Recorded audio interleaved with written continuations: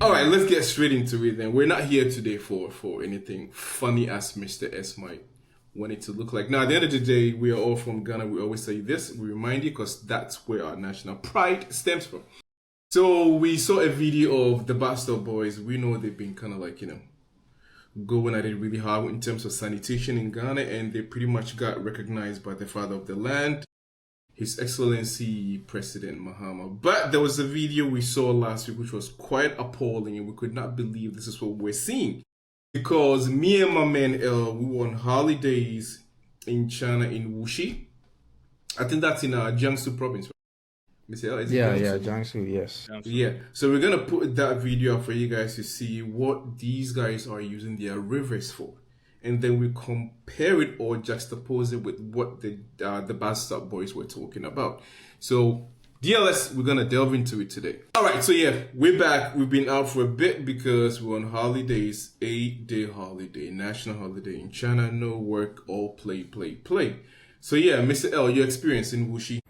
Yeah, it was awesome. I mean, considering that by Chinese standards, Wuxi is what you would call maybe a second or third tier city. Tier city, yeah. And I remember all throughout I was telling you, in recent years, it doesn't matter which city you are in China. The things that you find in Shanghai, you find the same things in any other city. So I was really impressed. I wasn't surprised because I've been here for a while and I know that's how it goes everywhere you go. Such that you don't... Wuxi, that's my second time, I think. I've always transited on the train, but to really like arrive there, this was my second time. The first time was like a few hours. It was a motorcycle trip, but this was the first time I'd spent like a few days. And like I said, yeah, no surprises. It was just a confirmation of what we've always known. All right, Mr. S, how was your holiday? Like briefly, and then we get into the journey. Yeah, I was home all week. Just I think the Thursday. Yeah. Then I went to Hangzhou, a quick one, and then I got back. That was it. All right, so pretty much old people's lifestyle. All right, let's move on. All right, highlight, Mr. L, highlighting Wuxi. I mean, for me, my highlight was when we got in the boat, which was pretty amazing, super clean, air conditioned, like, transparent, like, really bright windows on the side. We took some videos, we ate local food, but the highlight was really on the boat, to be honest. It was really smooth. It was, I think, for like 30 minutes. And we did pay 100 yuan, which is pretty much like $12, something like that. Yeah, it's more like $12, $10 to $12, which, I mean, think about it, tourism, because we saw these boats going back and forth. So we can only imagine how much money they'll be making on that particular day.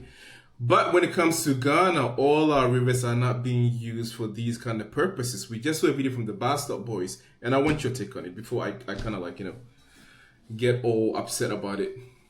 How can this be a capital city of Ghana, the gateway to Africa? Adia Ayare Horne say, we put enye gata, we yensio ankasa, etnesa na kwakobo epunim, and the yatu ball gumwan and every. I think we should also be talking about insu, which is now call it, and all the other streams now, yadan na gata no. Because it's sad. The end of all of this is the sea. The sea is also serving as the big fish pond. It's really sad. This is the capital city of our beloved country. A hands on a floor now called the Akogu Punim into our here. Mr. S, you've seen the video, I've seen it. What do you think? You want my take on your trip or on the Bastard Boys video? Okay. Because I mean, you pretty much went on a trip river too, right? A family trip without inviting me, and you want me to? Or didn't invite you, but you were doing old people stuff. Okay. Now we didn't want ancestors on the trip. That's the whole thing. I will get back to you. Yeah. Well, I mean, you have a river in your backyard, so for you, it's really like just right behind me here. For me, nothing surprises me from like Ghana, especially when it comes to sanitation, because I mean, sometimes you sit and wonder how is it that you call yourself a leader and you stay in a country that is so much in a mess. And I'm not talking about the current president, I'm talking about the X's. Actually, this current one is also X, right? But for me, I know they do drive along that place most of the time. They've even, if you get to that place, there is an overhead now, so you can actually see the whole view. It's Yeah. actually it. You have to see it to believe Yeah. it. Very beautiful, very very beautiful. For anybody that want to see how we live in filth, right?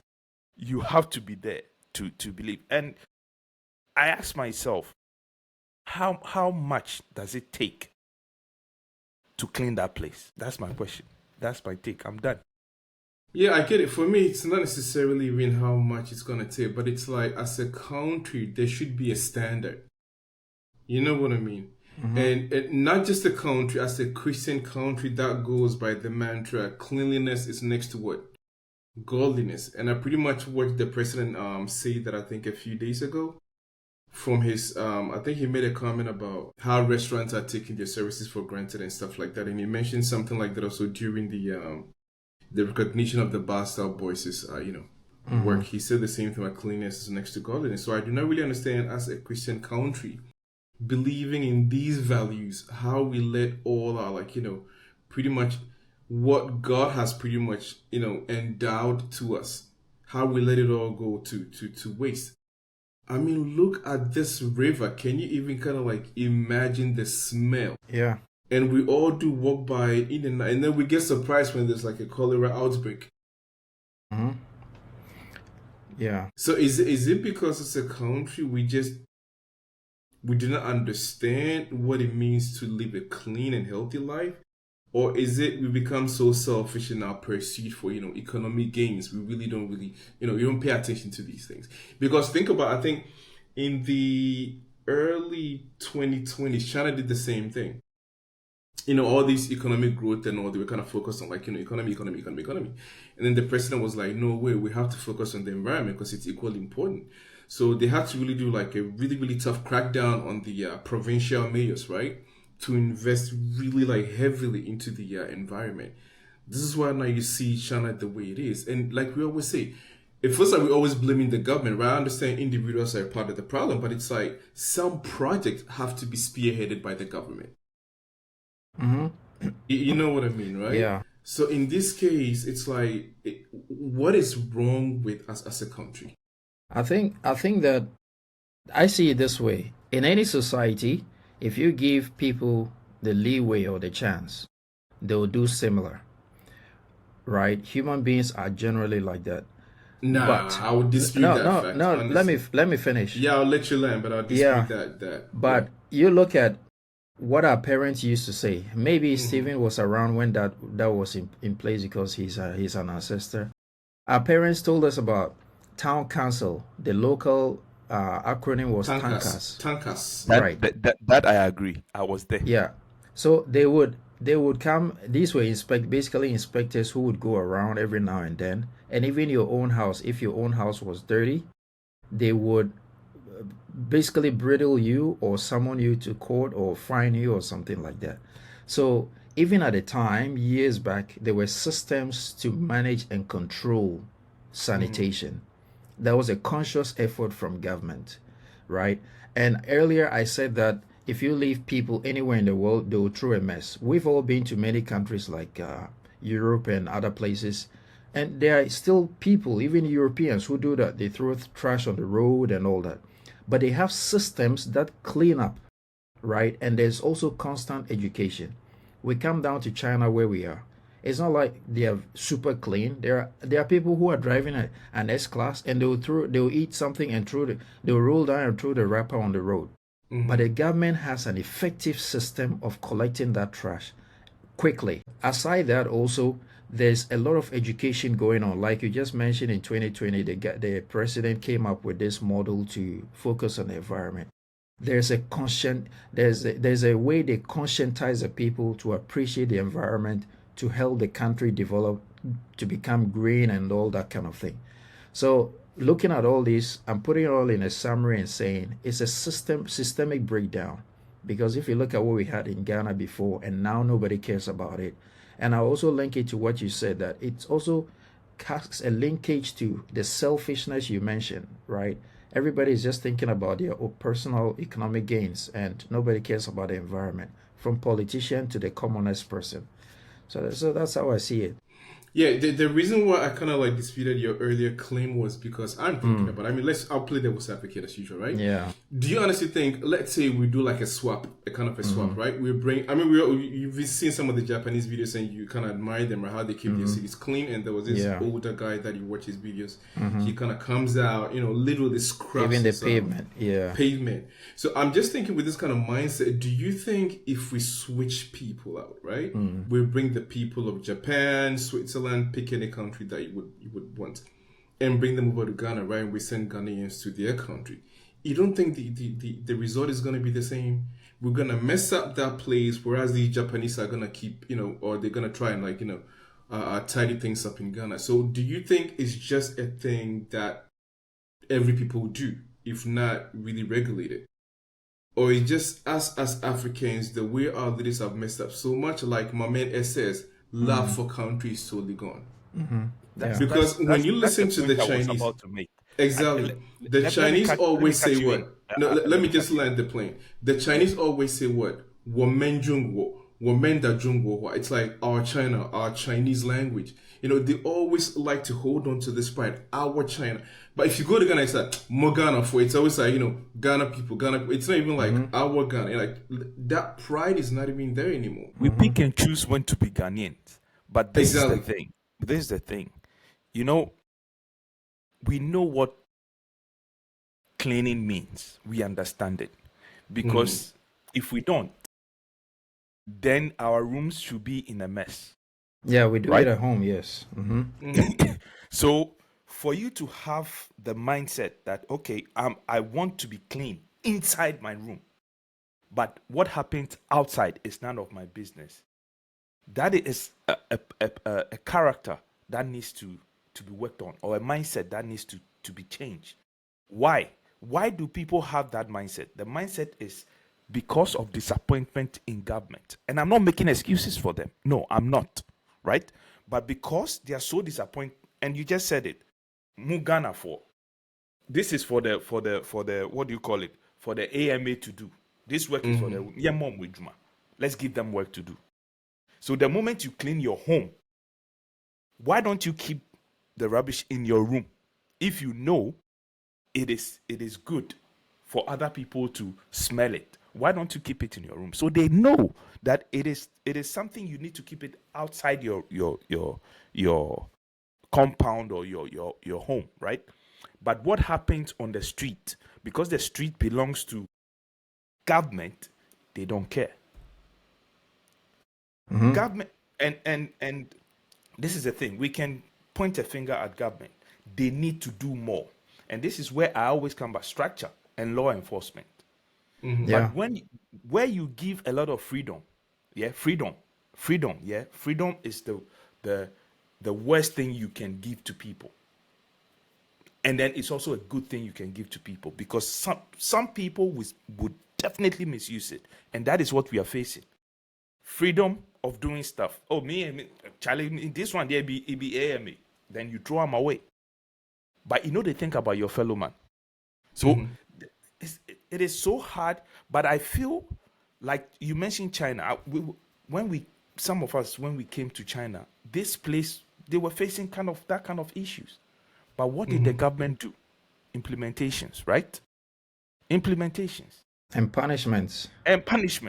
Yeah, I mean, when you look at I think the motto for, I forgot which year, and I think it's been going on until now. I think it's like better city, better life, right? Yes.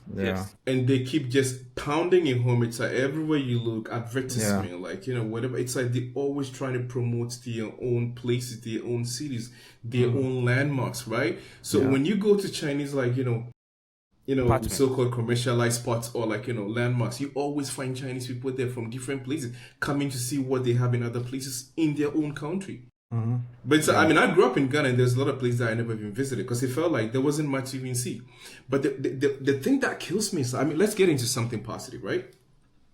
Let's say government wants to generate revenue. What do we always go to? We go to increasing electricity bills, increasing water bills, port charges. The ordinary person has to suffer. Meanwhile, there are avenues that the government can generate revenue. Exactly. And first thing is tourism. Now, why do you think China is giving all this visa-free entry to most or a lot of countries? Because of tourism. But the thing is also, you cannot really kind of like promote tourism without having, like you said, the necessary structures in place. What are people going to come see? Transportation-wise, right? Food-wise, like you said, cleanliness. What are people really going to come and see? Roads, exactly. So you cannot even promote tourism because you tell people to come see your country, but then you have nothing to offer. Yeah. Think about this filth. If you tell people to come see Ghana, where are you going to take them? That's you why cannot avoid these when you rivers. drive on that. I mean, you look at the you're talking about generating money. You look at the trash industry, it's a multi-billion-dollar industry in any country because once you have once you have a human being somewhere, the person generates trash. And we don't even have companies that are dealing with trash. I think there's just one company that does recycle. No, there's another guy, I forgot his name. He has, but what will they recycle? Just maybe plastic bottles, that's it. But when we talk about recycling, you can recycle old cushions, like kinky leaves. There is recycling for everything. So like we're saying, Stephen was also saying that there are no provisions to encourage people to even get into that because we make it look unattractive, and think of it, any country, if you don't have recycling plants, it's just going to be as filthy. Because you have so many recycling plants that are old things are recycled into new products. There's a demand for trash. People actually go collect trash. Yeah. So if we had that industry built, the businessman who is collecting trash to go sell to a recycling plant, he will not even wait for you to throw it away. He will go and get it from you. He will come and ask for it. Yes. He's making billions from it. Let me give you one thing that is it's exactly correlated to what you just said. Do you know the government was actually Chinese government, right? They actually promoted this. I think they're just, I forgot what they call it, 15-20% discount on product consumables. Yeah, I think it's on until the end of this year. Until the end of the year. And do you know why they were doing that? Because actually the recycling plants they have are running out of waste, and those plants run at 24/7. Yeah. So if they have no waste to recycle, they're just losing money. So this is why the government is promoting consumption so much, so that there will be enough waste for those guys to be able to do it. So recycle, because these things come back into the system. They are using the same waste for bricks, for they are using it for energy. So they use them for that energy. is what the government is pushing for, because so they push consumerism. People buy, people consume, and then the waste gets recycled. But let's look at something else. I'm a bit slow. Steve is smarter than I am, so I'm just gonna read it from the internet. Read. Go ahead and read. So it says city rivers provide essential water supply. We're gonna look at what rivers can do for a city. Essential water supply facilitate transportation, boost economic growth through tourism and industry, and offer vital recreation and education opportunities. They also provide environmental benefits such as flood control and temperature regulation, improved air quality, and support for biodiversity. Look at all these things. A river, right? A river can just gain one city. About 10 benefits. 10 benefits. We have a lot just being wasted. You have not even mentioned the psychological benefit to human beings. When you have a problem, you go sit by a river, you go back home, 30% right. Let me add it. It says, additionally, rivers can enhance social cohesion by fostering community interaction and a sense of local pride. And on top of it, you can train. It helps you to go out exercising, exercise and do all this. You see, we can talk about this thing for forever. What do you think are if let's say I put you in position, what would be the first thing you do? That is all I want to find out. Because we all know, we can see the problem is there. What would be your first approach? Yeah. I think it has to be revenue generation. Before you generate revenue, you have to invest. Yeah. And investment, sometimes it doesn't necessarily mean your own money, right? You can bring investors, and once investors see the potential, right? The potential of the business or the whatever you're trying to do, they would invest. Right? In terms of, like we said, tourism, in terms of transportation, in terms of the output. Why wouldn't they? Yeah. Because like every country kind of like borrows money for infrastructure for projects as long as it's going to kind of what give some sort of revenue. Because like, don't forget, especially in China, right? They think long term. If you look at the long what you call the high speed trains and everything, the last time I checked, one that they put up on the I forgot which routes they did, but it was over 10 years before they broke even. Not even make profit. It was over 10 years before they broke even. We're talking about the investment. Yeah. You know what I mean? Yeah. So now they're kind of coming up with this high speed train that is going to be, I think, run above 600 kilometers. This hyperloop thing they call it. And they're saying the same thing. They think 50 years down the line, the investment is massive. The amount of money they need is like really, really a lot. But when they look at it, like if it's gonna be 50 years before they have to kind of like pretty much either get rid of it or change like major like parts, 50 years is a lot of time to accumulate that investment and also make profit. So that's how you think. Let me ask Leo. Let me ask you this question because I've been listening. Mm. The next question I have for you, Leo, in particular, is if I Yeah. give you $150 million to sort out just Accra, let's keep it to Accra, to sort Yeah. out the rivers. Yeah, the Odo na Kole, the Peshi. Yeah. Is it enough? I think, I've not done any costing, but $150 million is a lot of money. First, I won't think about the money. I would try to, first of all, put a price on trash. Make people see value in trash. And then you can use some of the money or find investors to invest in recycling plants. I mean, look at all the guys who walk around looking for condemned metals. What do they do with it? They go sell to recycling plants. Companies or factories that need those metals for for creating new metals. There's a word for it. I don't remember the word. So if people can walk around neighborhoods looking for metals as condemned metals to sell to recycling companies, then equally you can put the same value on any amount of trash as long as you have investment in that area. If I know that I water bottles or sachet rubbers, if I take them to the factory, I can get some money back that can sustain me for 2 days. If I don't have a job, that's what I'm going to do. Yeah, So talk about that. No, sorry. Yeah. You mentioned it really, really Yeah. well. But the thing is, you did not relate it to China. We see it here all the time, right? Yeah. There are these older people always picking out cardboards, plastic waste, and the thing is, like I said, you're right on point. But I think you're missing it. Like there's a missing link. It's like these trash needs to be organized. Not everybody. You can just keep it in your home and be like, I have 10 plastic bars. I'm gonna go sell it. Or people don't have that much time, but they have to be. So okay, the thing is, like, I think we're trying to come up with we're trying to reinvent the wheel.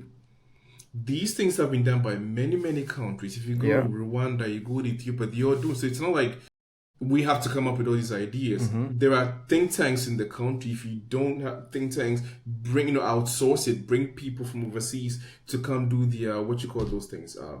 Feasibility studies and all that. It can be done. Yeah. So my point is that even if we do not have money as a country, it's all about investment. Once you have these people coming, they do their feasibility studies, you put it out there on the market, people who see interest, they will naturally come as long as they can see profit in it. Man, yeah, you're right. If you look at Europe, in Europe, in most countries, when you go to a supermarket, there is a machine like an ATM. It accepts bottles on almost any bottle that is recyclable. There's a symbol on it.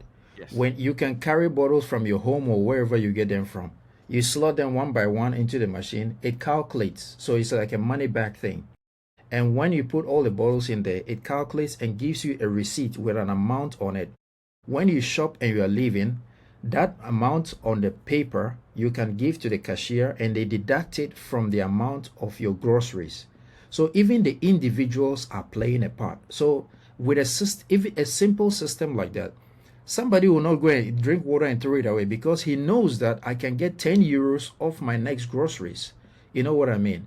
So like if you create a whole industry around it, then you don't even have to spend extra money doing sanitation work because the citizens themselves see value in their trash. and they want to make money back from it. So that's why I was saying that put a price on trash, and the problem will solve by itself. Who doesn't want extra money? You know, very, very simple solutions that you're saying people have done already. We can just pick and copy, but we are not doing it. All right, Mr. S. When you go through like the government sanitation site and you read about the amount of money that has gone in to get this rivers well sanitized, desilted, whatever. The amount is just. I intentionally asked you about that 150 million. That money was released 2024 alone for the Odo River, and it's the same video you are showing in 2025. Yeah, that's us. and nobody was held accountable for that's the worst part of it. And talk. Sometimes I believe that our system, it goes back to the system and the mentality we have. You know, we think you guys should help me. Somebody quote. You don't build a country with men in suit. One of our great leaders quoted that, right? There are people with the mindset, like you're saying. Today, if you listen, China here, there are communities where you have to drop your trash at a set time. Yeah. If not, there is camera available to capture your face and you go and pay. I'm talking from experience. Yeah. Right? Yeah. I led somebody because the person could not speak. It's a foreigner. They did that. They went and paid. I remember you mentioned that off camera, yes. Yes. Yeah. So these things are all like, it is just systems. But you know what I think? Let me just throw this one in real quick. I think that our Ministry of Sanitation or whichever authority is in charge, I think they understand the ministry's mandate as just cleaning. That's how they see it. No. They don't see innovation. They just get the money. Education. Oh, we're paying Zoom Live to no education, no innovation. Exactly. No innovation of new ways to prevent the trash in the first place. They wait for the trash to be created, then they take the money to pay somebody to go and clean it up one time, and then for 6 months there's no cleaning. They are not thinking about how to prevent it. But I think that as a ministry is in charge of policy making, and then your agencies implement. So as a minister or as a ministry, I think your mandate is to always brainstorm to find ways that you can prevent people from creating the trash in the first place. But and enforcing whichever punishment you bring, you enforce it. There's nothing like that. They just wait to get money, go and clean. Get money, go clean. They think that's what the ministry is about. And you keep cleaning and people keep doing the same thing. So what do you do? Trash is never going to stop. Trash is always going to keep coming. Yes.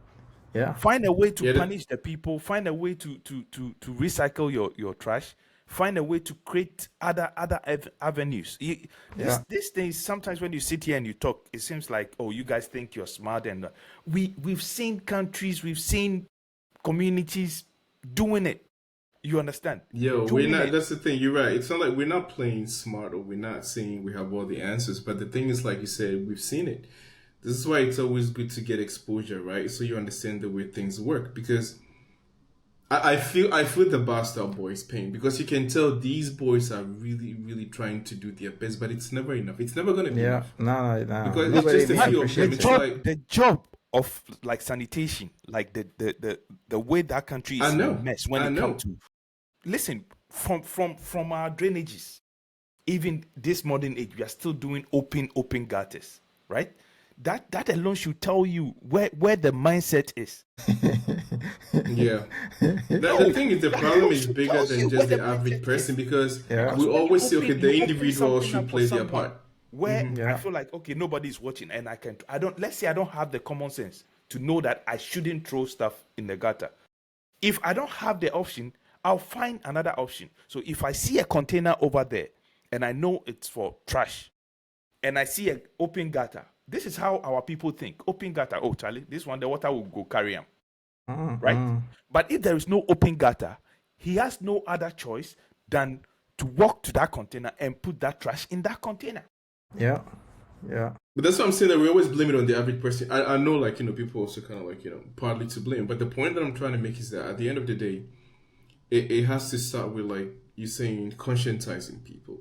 Even in first world countries, it's always been kind of, like I said, jammed into people's head, how to keep your environment clean, how to dispose of stuff. And at some point in time, I feel like the government has to be held accountable, because what is the essence of a government? I mean, it's about delivering, right? Yeah, yeah. But in Africa, it's like our governments do not deliver anything, but they're still legitimate, and they're still kind of like, you have to see them through the 4-year term. It's what's the point? Because here that we are in China, we see all these leaders, we see all these ministers being put. Being put on what you call it. Being put on trial every time for not delivering, or for not. This is the thing. This is our problem. For not being able to do what they're supposed to do. Tobacco. We've talked about this. The problem we have is we've been so brainwashed that our only way of surviving or having a better country depends on a particular political party, and we've been divided as people. Okay, MPP is in power. I don't care what I do in the environment. I don't care, because it's their duty to clean.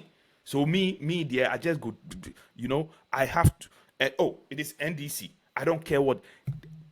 Until our society start to learn that the country comes first over any political party or whoever you belong to, then, my brother, we will die and go, and the country, we will come back again, and the country, if only I'm directed to that place, and the country will still be the same because of the mindset we have.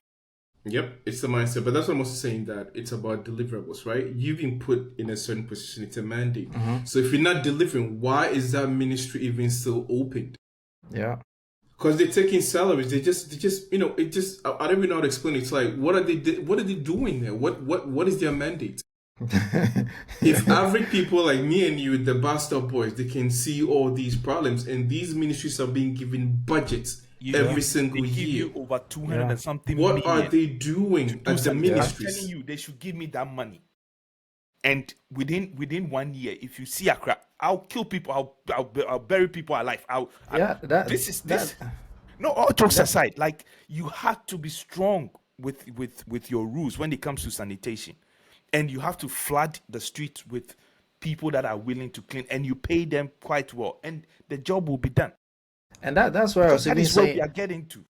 That's why I was saying that, I mean, with all the money that they get, they only think that their mandate is to do cleaning. Like you're saying, no education in schools. Do you remember when we're in school, when we're in primary school, sometimes you would have somebody from some government office come and go to each class or assembly and educate us about something. I don't know if those things even go on anymore. And also, like, some of the monies that the ministry, you can even spend some of it in educating young people in schools, organizing like park programs for children to go learn about nothing. They're not doing any effort. If I give you 65 million to do the same thing you are talking about, to educate kids all over Ghana, is it enough? I don't think you even need that much money. You know why? You know why I'm asking that? It's more like a national project, right? Let me say this. You know why I'm asking that? You've been given 200 million to do a project, and you waste 65 million. You cannot account for $65 million. And you are still working on the same sanitation thing we are talking about. What kind of? But the accountability part, must have forget it, because how many containers of that electricity meter or whatever thing got lost at the ports? I mean, hundreds of containers disappear. Like it's a country that bears no responsibility to whatever the people in power they just do whatever they want. Because like you said, at the end, for me, it's about national projects, right? It's like there has to be debate in school. There has to be advertisement on TVs, on the radio. It's about conscience. The human brain is like that. You have to program people to understand and live a certain kind of way. But if you leave it to the people, everybody's going to do what they want to do. Because I'm still surprised, like, why these ministries are still open and, in operation. What do they go to those offices or ministries to do? I always ask that question too. I mean, look at our high school. We were all in high school. Woe betide you if you drop a paper or rubber plastic on the compound and a teacher or somebody sees you. Means even the system in a secondary school, let's say a secondary school in Ghana, works better than the government. And I'm not talking about the amount of space. It's all about educating, punishing, and enforcing the rules. You can't go and be doing that in a secondary school, but in public people can do. But the government is supposed to be in charge of the public aspect, but nothing is happening. You go to the city here. If in China, if you're selling by the roadside, you see all these Chengguan people running and chasing people. Sometimes you even have pity on some poor people who are just trying to sell some vegetables to make a few kwai to feed their families. But these people are like throwing their stuff away and all that. Do you see any inspectors? You only see those Abaye people. They are not even wearing uniform. You don't even know if they are from the authority. They are cheating people, taking money from. So the system is so disorganized.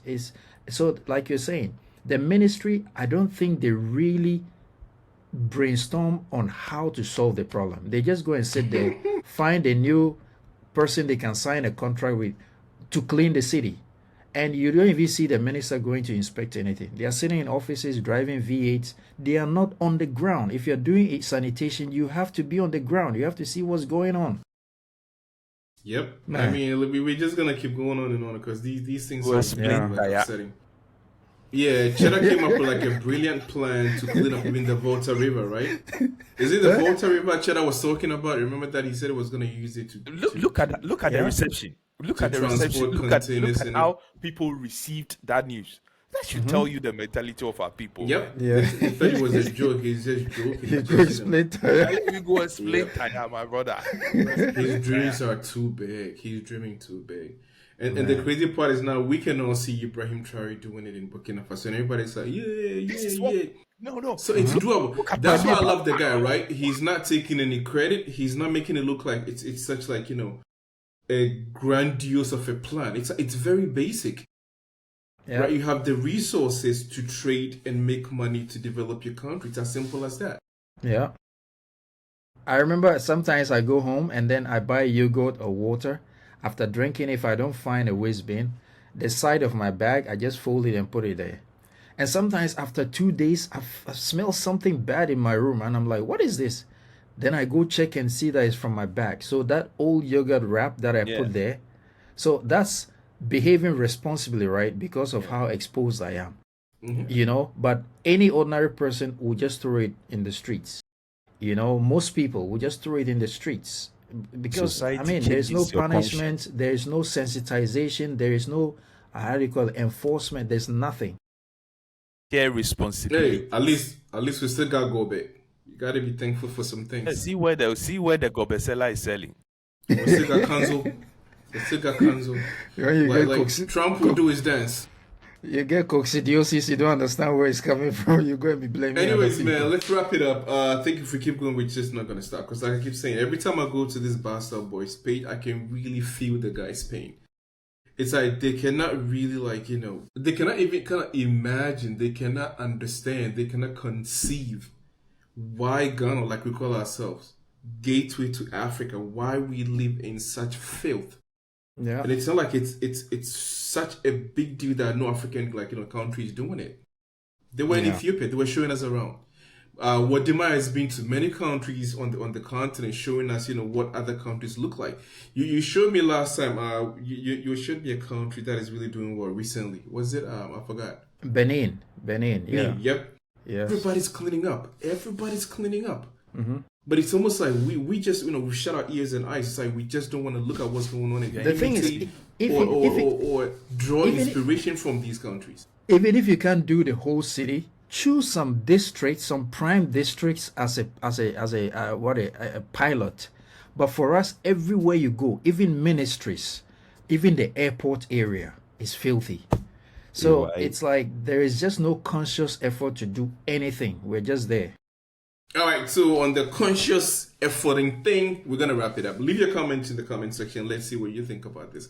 I mean, if you have any experiences living overseas and seeing the same filth outside, share it. Let's see if it's the same everywhere else, or it's just us with that kind of mindset, mentality, and governance. Because Mr. S keeps saying our system, but I don't even think we have a system. That's the thing. Yeah, if you really ask any Ghanaian to articulate what is our system, right? I'm in China, I can tell you what the Chinese system is, what it looks like. how they operate, right? You take it here, it's supposed to be sorted. There are like, bins. There is a clear process to doing things. But if you ask any Ghanaian to articulate what is the process of doing this in Ghana, you can't. There is no system. Where do you throw your baller? Yeah, your trash. What are you gonna say, right? Yeah. So I don't think we even got a system. So all right, to the next episode. DLS out. Peace.